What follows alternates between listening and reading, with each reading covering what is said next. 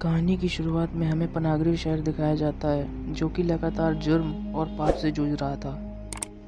शहर में crime rates लगातार बढ़ता जा रहा था। सच्चाई की ताकत धीरे धीरे कमज़ोर पड़ती जा रही थी और इन सब के पीछे कोई आम इंसान नहीं था। इन सब के पीछे जो था वो था मार्केश, जो कि भगवान पर विश्वास नहीं रखता। वो दुनिया को जीत कर उस पर हुकूमत करना चाहता है। वो कहता है कि मैं नया भगवान हूँ। तभी हम लोग उसकी माँ को भी देखते हैं जो कि उसकी बातों पर हंस रही होती है। मार्केश कहता है कि मेरी जीत तो तब होगी जब मैं पनागरी शहर को तेरे कदमों में रख दूंगा। जिस पर उसकी माँ कहती है कि मैं तुम पर पूरा विश्वास करती हूँ क्योंकि मैंने तुम्हें जहर पीकर जना है। तभी वह कौड़ियों को फेंकती है जिनसे आड़ बन जाता है और वो कहती है कि तुम पनागरी शहर की आटो दिशा पर कब्जा कर सकते हो और तुम्हें कोई नहीं रोक सकता। इसके बाद हमें एक पुजारी दिखाए जाते हैं और वो सितारों को देखकर कहते हैं कि ये तो 7 सितारे एक साथ, ज़रूर कोई महान पुरुष जन्म लेने वाला है। जब वो वापस घर जा रहे होते हैं तो पीछे से एक अदृश्य आवाज़ आती है जो कि उनसे कहती है कि वो महान पुरुष तुम्हारे घर ही पैदा होने वाला है। और वो आवाज़ कहती है कि जाओ अपनी बेटी के घर, तुम्हारी बेटी और उस संतान की देखभाल करो, उस संतान का पालन पोषण करो। 21 सालों तक ये काम तुम्हें करना पड़ेगा। उसके बाद 21 जन्मदिन पर उसके एक घटना घटेगी और इससे पहले वो कुछ बोल पाते कि वो आवाज़ वहाँ से चली जाती है। और इसके बाद वो अपनी बेटी के घर जाते हैं और उसे आश्रम में ले आते हैं जहाँ पर एक लड़के का जन्म होता है जिसका नाम वो करण रखते हैं। थोड़ा बड़ा होने पर करण की शिक्षा वहीं आश्रम में जारी रहती है और इसी बीच उनकी माँ की मृत्यु हो जाती है। लेकिन करण ने हौसला नहीं छोड़ा। इन सब के बावजूद भी उसकी शिक्षा चलती रहती है और समय गुजरता गया और वो बड़े हो गए।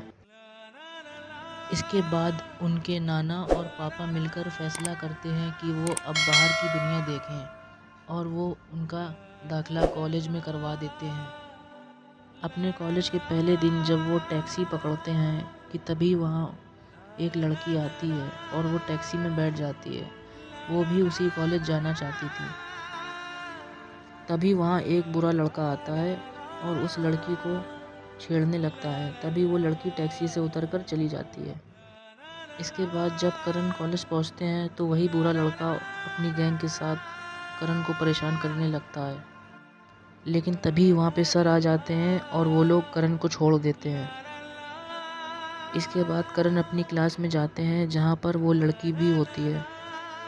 तभी टीचर दोहे पढ़ाने लगते हैं और वो टीचर उस लड़की से दोहे का मतलब समझाने को कहते हैं लेकिन वो नहीं बता पाती। फिर वो करण से पूछते हैं तो करण उनको सही जवाब दे देते हैं, जिसके बाद दोनों को टीचर बिठा देते हैं। तभी वो लड़की कहती है कि जब तुम्हें जवाब पता था तो मुझे बता देते तो मेरी बेइज्जती ना होती। जिस पर करण कहते हैं कि ना मैं चीटिंग करता हूँ और ना ही चीटिंग को सपोर्ट करता हूँ। इसके बाद रात का सीन दिखाया जाता है जहाँ पर वही बैड बॉय का गैंग फिजिक्स का क्वेश्चन पेपर चोरी कर लेते हैं और वो लोग उसे ब्लैक में बेचना चाहते हैं। अगले दिन करण बैड बॉय के गैंग को बात करते हुए सुन लेते हैं और उन्हें ये पता चल जाता है कि पेपर लीक हो चुका है।